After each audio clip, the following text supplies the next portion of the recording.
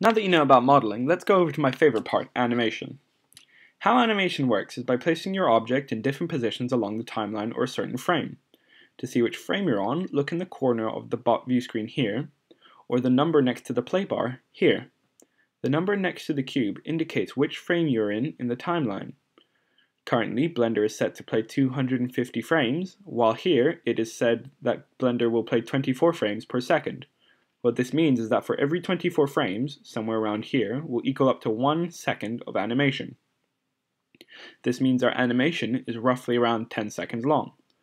Now we will see how it works by making the cube move. So to animate, we are going to make the cube move in different places along the timeline.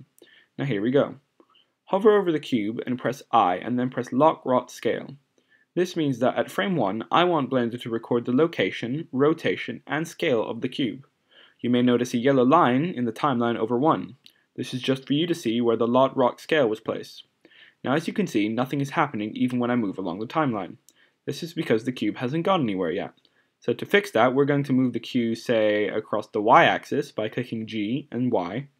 And then we're going to see that the frame is still on 1, so we'll just move it over to 24, so we have exactly 1 second of animation.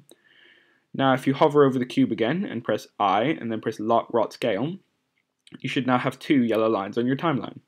Now if you bring your timeline back to the frame 1, you can see the cube moving back to the start point.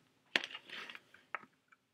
an easy and basic, safe way of animating, but if you want an easier and more user-friendly one, then you can do the recording.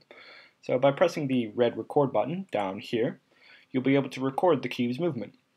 This will record its location and rotation and scale, so it's sort of like what I just showed you, but without the hassle of pressing I all the time. So let me just show you. So you can just take it and say move it here, scale it out a bit, or a lot, and then you can move it back here after you've gone along the timeline and shrink it down, like so. And then if you move back into the timeline, you'll be able to see the cube shrink and grow. And say you just want to play it in real time without all the stopping, you can go back and forth, like so. Whee! And so that's just the basic animation of 1. So now that you know how to do that, let's try doing it with 2. So first off, we're going to center here and make sure that we're at 1 frame. Then we can get rid of this, because that's not going to be needed so far. So we're going to add a cube. And we're going to drag it over there, and then we're going to add a UV sphere and drag it over here. Now you have to make sure that they both start with a Lock Rot Scale because the recording won't take their first movement, so you have to just start them there.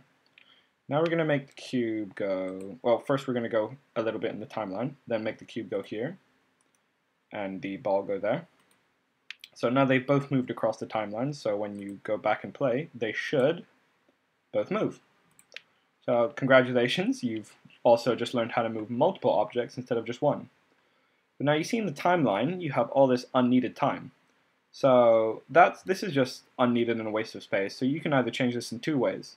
One, by changing the value here by pressing Control and clicking on it and changing it to, say, 35, which takes away completely all of it, except for the small part here. Or if you want a more accurate way, you can just click on the timeline here and then press E, which will just like exit all of it.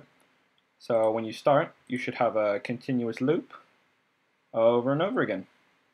So this is like probably, yeah, this is my funnest part of animating. It's really fun and you'll enjoy it. So just play around with this for a while until you're comfortable with going on to the next part, because this is really just a fun part.